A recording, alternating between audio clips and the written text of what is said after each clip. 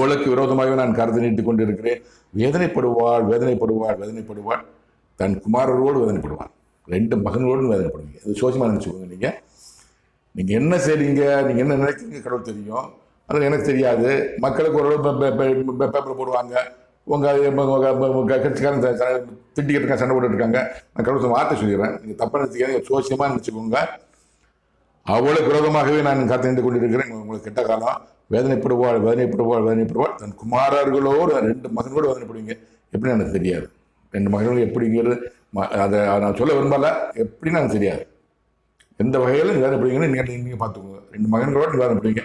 ஒரு வார்த்தை பொறுத்து வந்து பாருங்கள். கடவுள் சொன்ன நடக்கும், பார்த்துக்கோங்க. கடவுளை மன்றாடுங்கள். வேதனை அவளுக்கு, வேதனை அவளுக்கு, வேதனை அவளுக்கு. உங்களுக்கு வேதனை, நிச்சயமாக வேதனை. கடவுள் உங்கள் மேலே கத்தை நீட்டிட்டார், உங்களோட கத்தை நீட்டிட்டார். வேதனை வேதனை எப்படிப்பட்ட வேதனை?